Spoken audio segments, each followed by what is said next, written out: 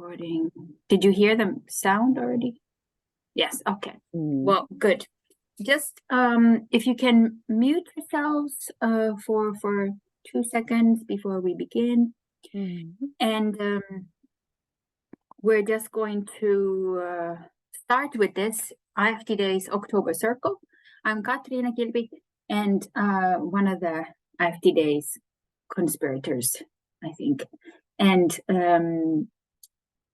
IFTDays started in 2018 as an event in Finland where we wanted to bring together scientists and practitioners in this upcoming field.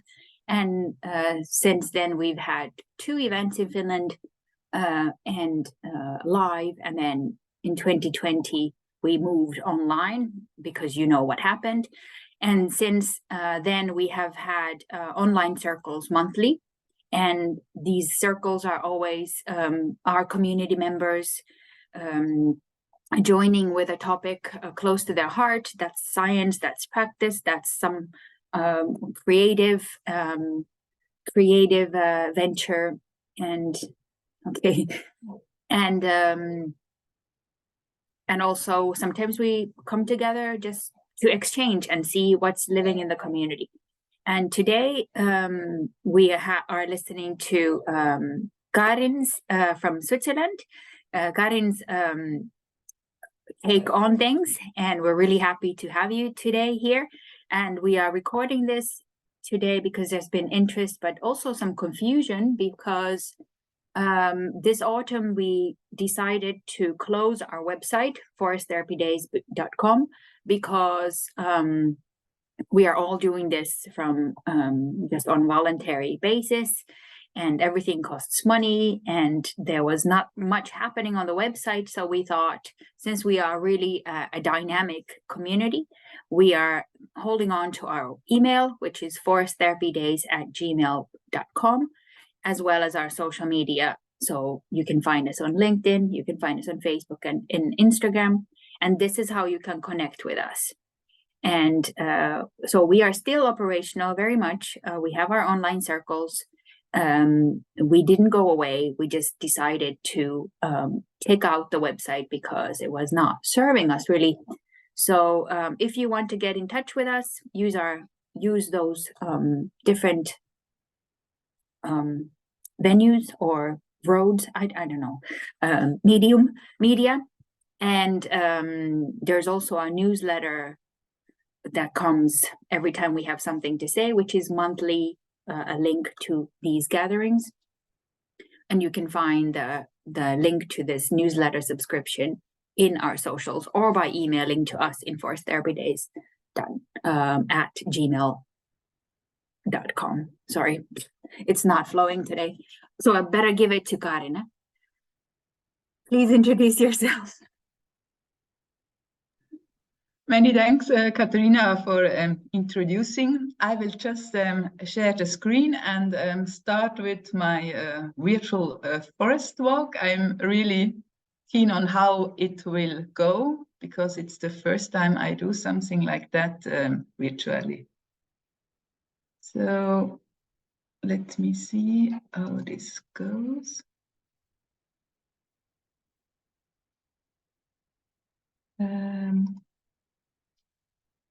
Now you see the screen. Yeah. So I'm really glad that we are now together in the forest in Switzerland. We discuss the topic, or we experience the topic about resilience. What can we learn from strategies of trees and to use it for our own strategies? So my goal with you is that we have a time together, that we pause, we relax, we are in the forest, we start observing, looking, perceiving. So I will show you different pictures of forests and strategies of trees, how they address resilience, or what are pictures that can give us, bring us to reflection of ourselves. and doing some mindfulness practices. So that virtual forest walk I present you is actually done also in reality close to Zurich. So usually I do this forest walk for 3.5 hours. So I broke it down, and you see with the icons, I try to do some self-reflections with the flower, an exercise, maybe when you have a pen and a paper, so that a small one. The group exercise we don't do because maybe all we have time as we are a small group. Yeah. So I will just start. Here you see we are in the forest. The moment of reflection. I would like that to introduce ourselves, as we are a small group. I'm Karin, as presented from Katrina, forestry engineer, and I did also a master in communication and leadership. And my experience today for this virtual walk with you is really that I learn from you how you look at the forest, and also to share with you experience about resilience. So maybe Katrina, you can go on introducing, so that really we as a group doing together the walk and introducing us and what are the expectations of us today for the walk.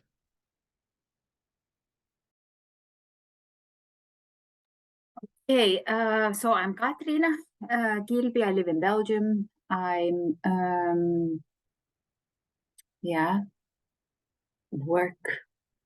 try to bring people to forest and forest to people in many ways. And what's my expectation for today or for this walk?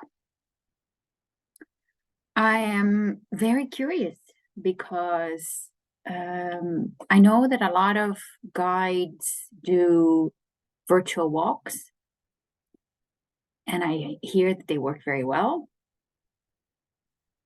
And I think I've created a couple myself, but I haven't participated in any, so virtually. So I'm interested in seeing how this will go. How will I be able to immerse myself into the Swiss forest? Curious. I will invite Ante, maybe. Yeah, thank you. I will repeat the curiosity, because that's what it is, and also pleasure to find Vitalia and Katrina again after quite a while. I like the idea to have the possibility to share forest bathing online, because I live in the middle of nowhere in Brittany. Right now I'm in Germany because I'm also German, of German origin, and yeah, so I'm curious about the experience, hopefully present enough while sitting in the living room with my mom. Thank you for offering it, Karin. And I hand over to Susanne in Norway.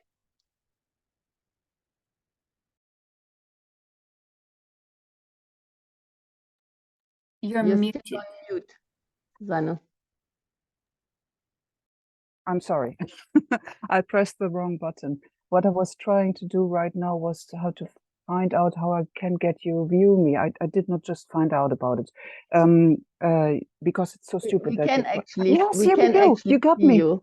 Yes. Yeah. Yeah. You know, I fetched my PC and tried to do this right here because it's so stupid to see just a black screen. Well, I must say that the very first thought that I had when I looked at this picture of the woods is that it was so beautiful.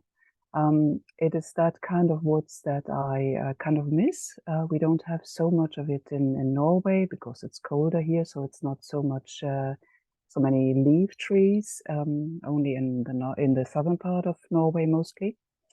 And we've got some here in Oslo, but when I see a picture like that, I get really happy. I grew up with forests like that. And it's the very first time that I do a virtual walk. I'm actually normally not really a screen fan. And what I do for a living is I've got a little firm called Get Out Coaching, which I started with in 2017, and it is about coaching in nature.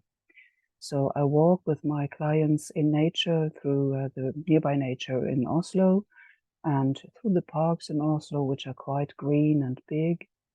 And I do also some meditative group walks in forest or in nature together with a nature protection organization called Naturvernforbundet.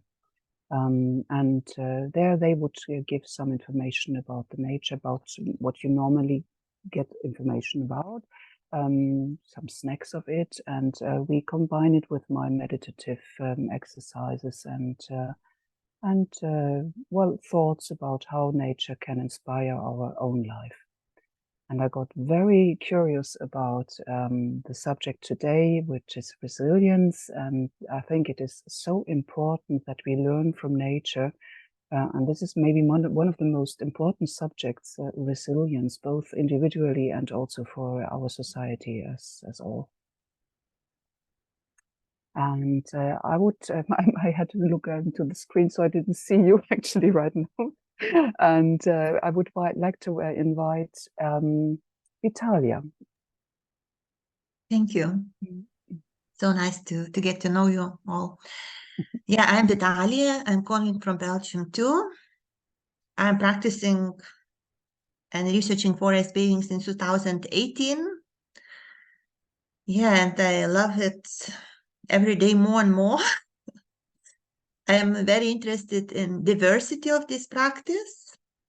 And yes, when I met Karin in International Forest Therapy Days that we held in June, I was very intrigued by her practice because it's very different from main movements that we see.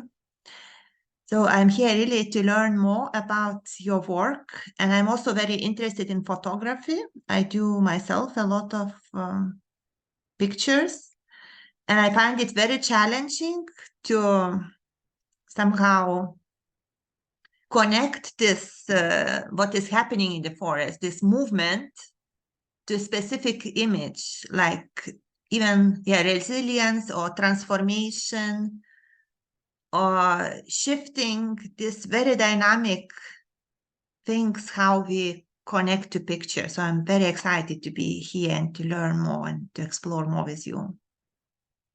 Thank you.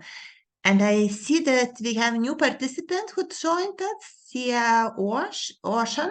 So we are introducing each other. So if you can, please open your camera and microphone and say something about yourself, who you are, and what are you curious about today? What intrigued you in this event? Thank you.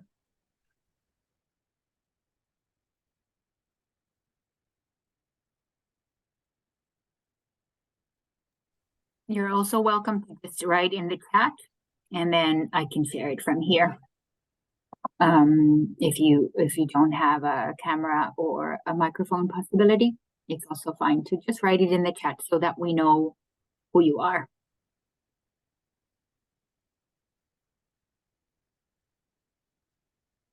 We'll wait a few seconds.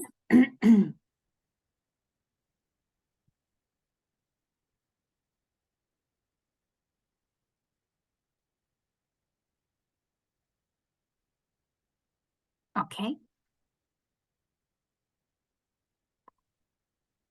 Go ahead, Karin, if you want. Yeah, then thanks a lot for being here in this summer Swiss forest.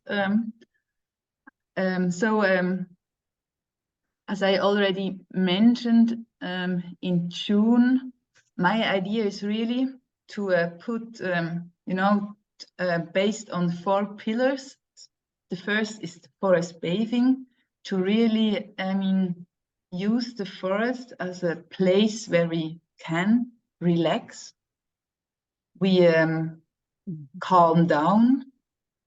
We perceive differently.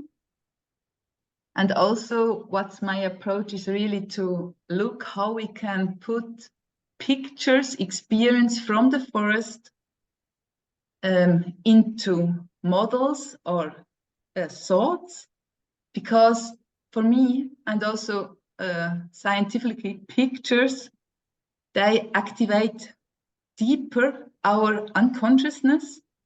So if we perceive something, we see something, we have those pictures, we have the moment.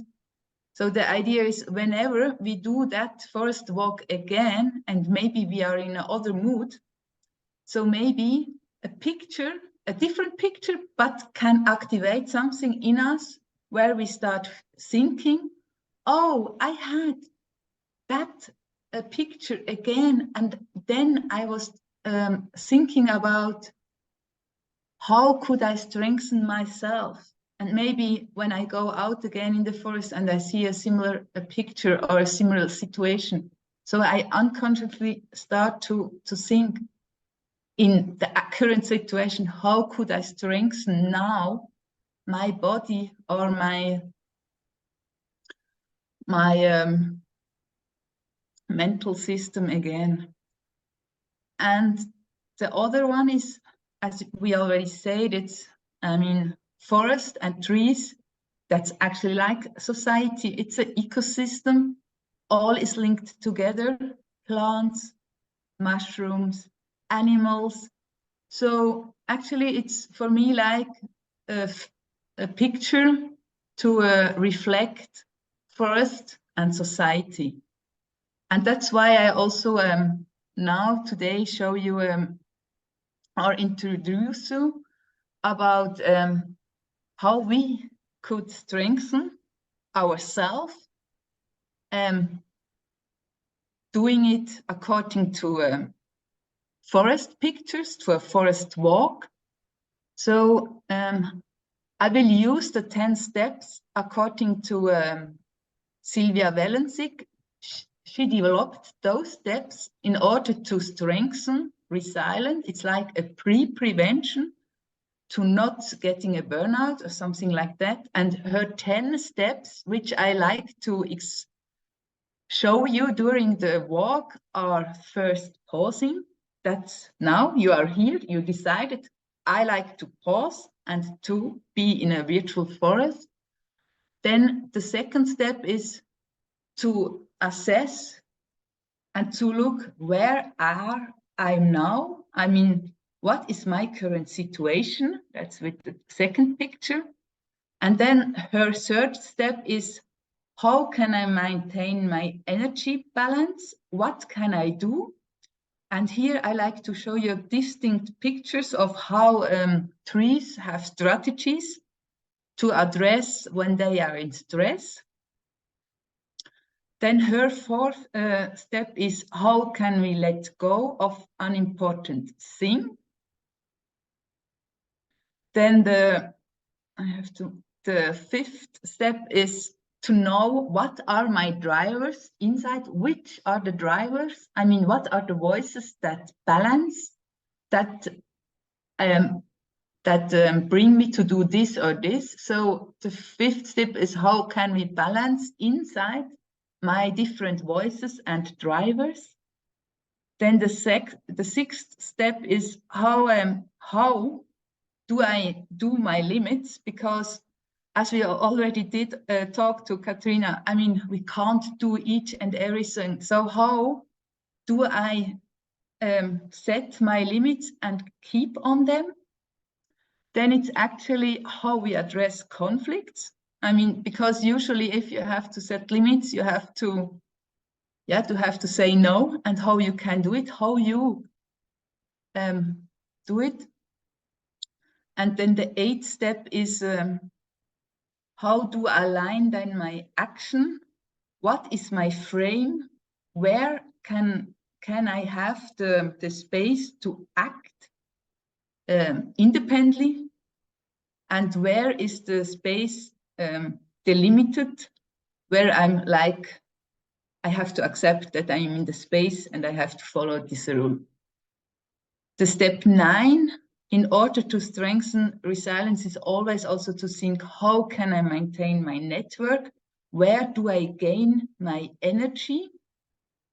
And in the last step is, how can I anchor my strengths and my peace? These are those 10 steps Sylvia Welensig described in her book.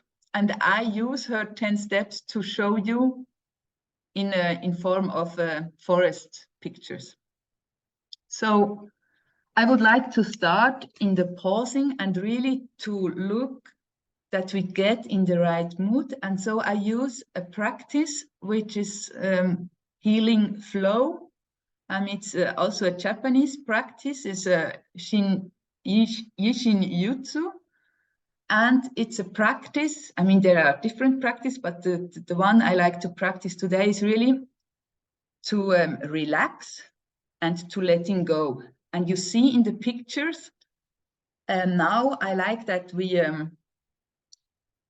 do the big hug. It's we put our fingers, our hands under the shoulder. We look that the tooth is like in the pictures, and then you just look that you sit comfortably on your chair. You let hang your shoulders. You relax. You put your head forward such that you just feel relaxed. Then we close our eyes and we focus on our way of breathing. So I invite you just to breathe out consciously.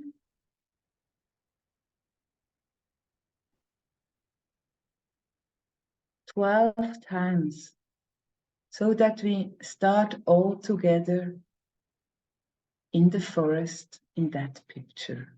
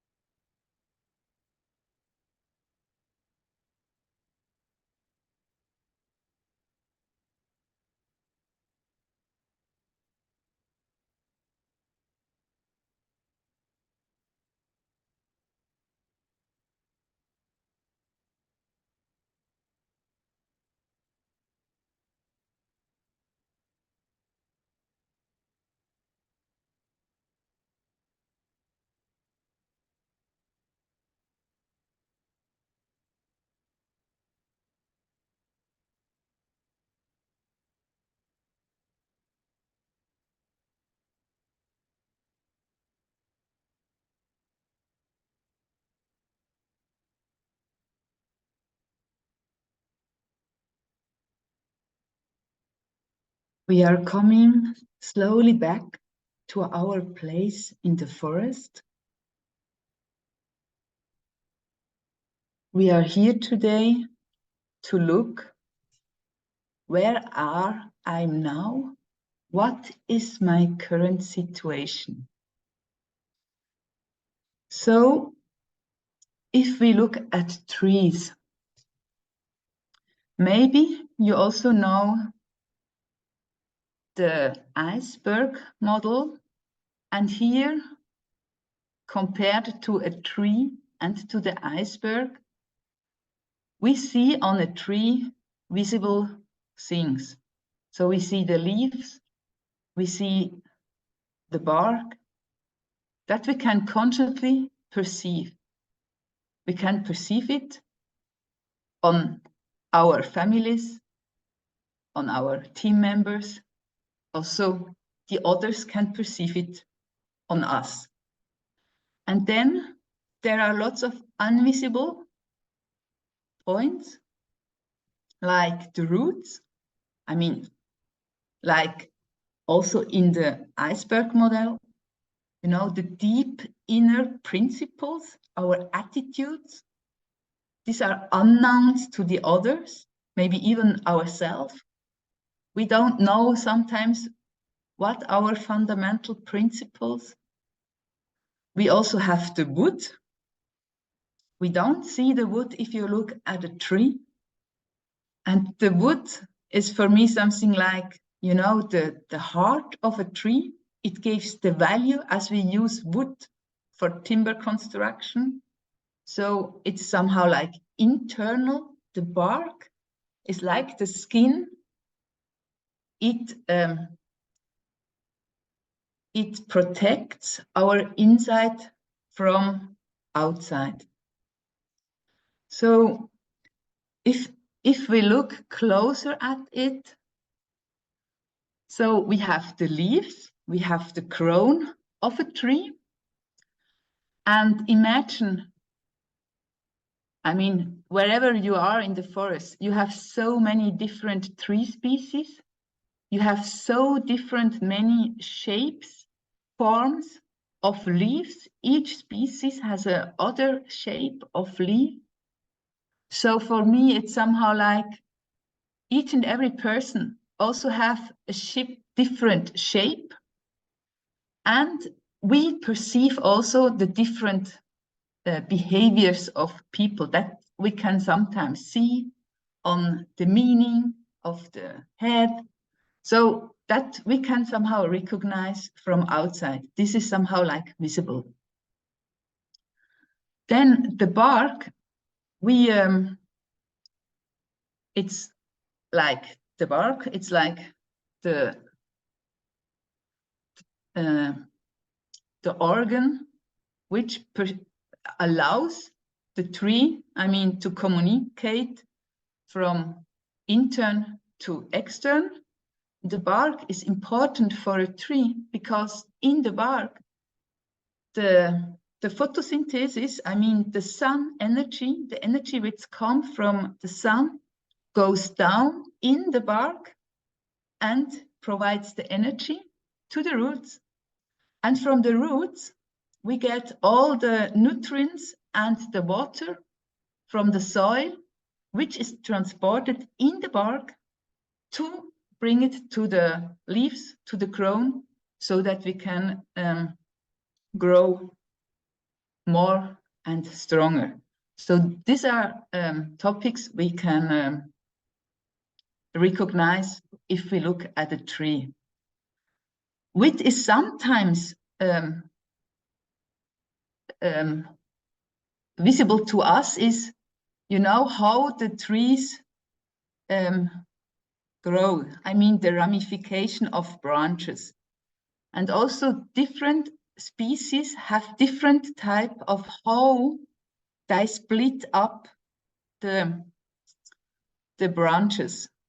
There are tree species, they split like opposite, like this species. Then if you look at pine trees or needle trees, they always have something like one point and they split up in a spiral. I mean, or like they have 5 branches that on the same spot, this different. And here it's also, if we reflect sometimes, for me it's like, it's here, this bottom is a point of decision. So if that tree decided, or this species, I always have 3 points, branches to go on. So for me, it's also, how do I sometimes decide in situation how I go on? Do I always have 3 variants, and once I change for right or left, or do I have a lot of variations like pines where you have 5? So, and those criteria or rules, how you decide, sometimes they are evident to you, like here in winter when the leaves are fallen down. But in summer, if we just look at a tree, you don't see those this splitting of the branches. Also, if we look at the bark, this outside part, you know, different tree species have different thickness of barks. You see, it's really here, that line, it's the distinction between the bark and the wood. And here, the roots, for me, it's the root is really the basis of a tree. The root have to be such big as a crown, actually, because then they guarantee that we stand stable, and also the tree stays stable. He is well insured. And for me, it's what makes us to stay stable. These are our principles, our really fundamental issues. We keep on it. And those points, they are actually not visible for others. And here I like to invite you for 3 minutes to think about how look your leaves. How is your bark? Is it a bark which is like, you know, thin and flexible like for beech trees? Or it's a bark which has some cracks in it, which is deeper? In which situation do you decide in which way? And how would you say, how are you grounded? Maybe you like to draw a tree. So I give you 3 minutes. It's a bit short, but in order to the time, I invite you just to think on that, or just to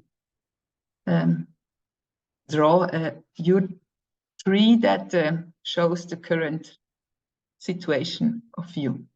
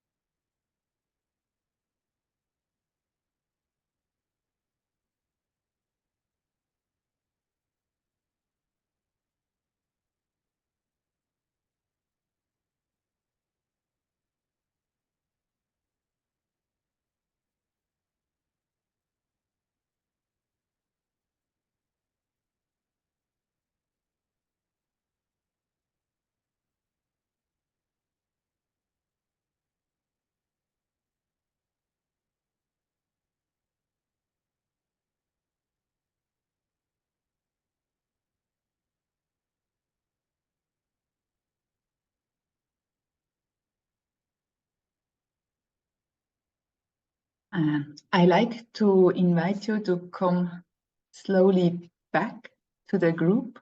I know it, maybe your tree is not yet complete, or it gives you a first picture. So whenever you feel you are done, just look again into the camera so that we go on with the walk. So we just keep that situation, and I just invite you now on the walk, where I express you, show you some pictures and strategies. So the third step is actually, how do I maintain my energy balance? And if we now look at that situation, which is a heavy situation, because you see, this tree, it was cut in the middle of the stem. So sometimes we also feel in the situation that we are just cut. Maybe, I don't know how you draw your tree. How does it look like? So sometimes there are situations you just feel stuck. And also trees, they are just broken. But what trees have, they operate with dormant buds. So you see actually that side branch which comes out. It comes out because the tree experienced stress. So he lost its crown. In the next, maybe here, you in this part, you see it better. This is the attitude of trees. I mean, a lot of the trees, they have dormant buds, which is like a reserve. These are not the regular buds for the growing. They are kept in the bark whenever a tree experiences stress. And like here, the tree has been cut, but actually the tree likes to go on living. So here you see in the trunk, a dormant or several dormant buds come out, and they build a new tree. It's actually the same individual because it's from the same trunk. So actually in future, if we think in 50 years, here will be another beech tree. So actually also for us to think, whenever we have like a shock or an event which touches me, even in forehand, what are my dormant buds, or what are strategies I can overcome it?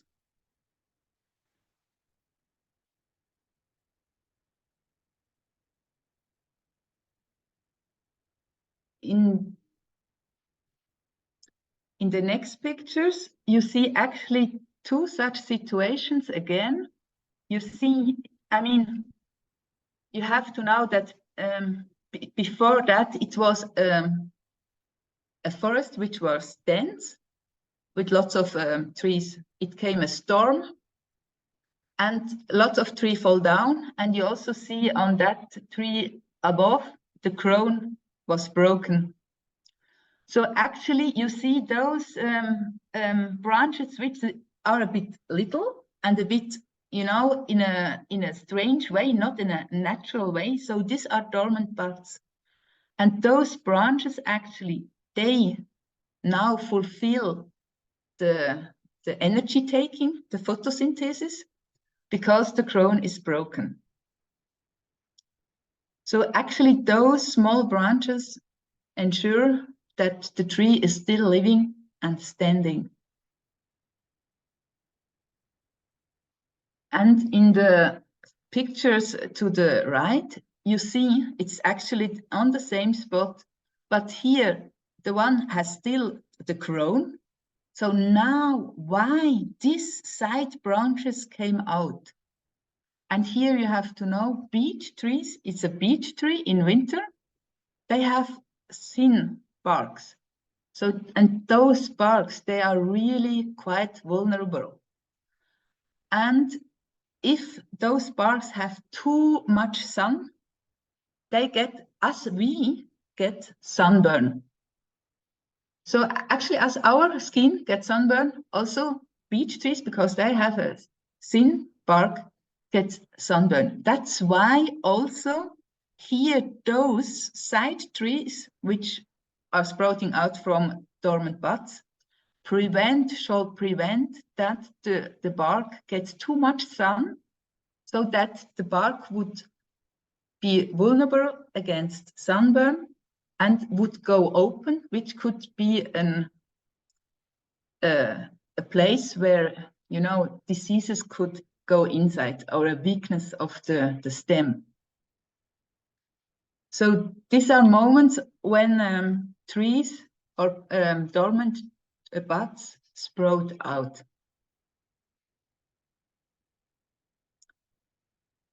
In the next picture, I show you, it's a maple, a young maple, and you see the ramification, how a maple tree usually naturally grows. So you have always the main branch, which actually builds the stem.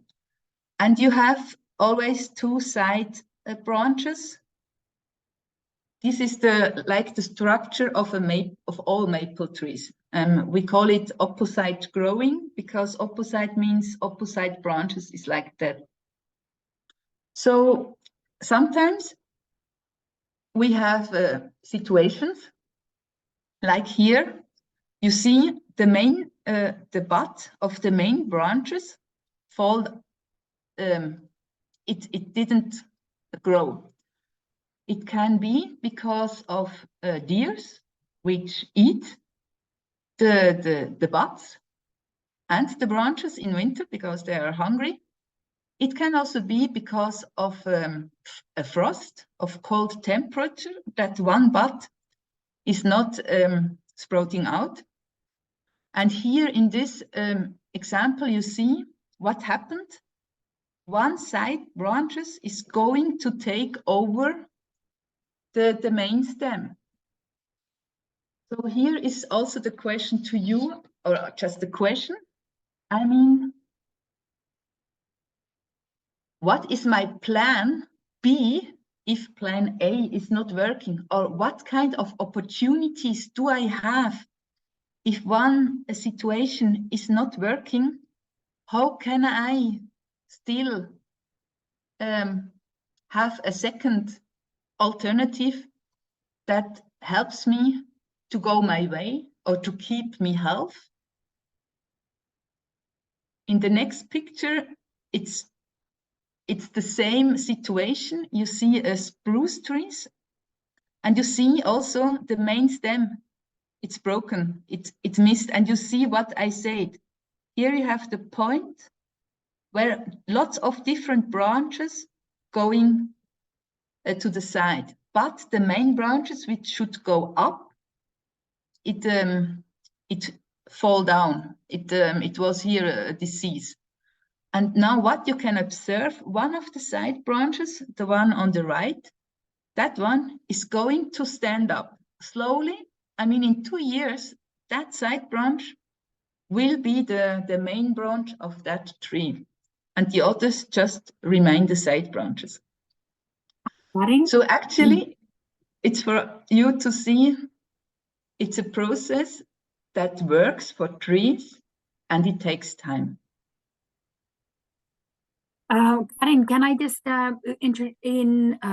interrupt you for 2 seconds? I'm going to stop the recording and I'm going to restart it, because otherwise it becomes very long and we won't be able to transport it anywhere. So Okay.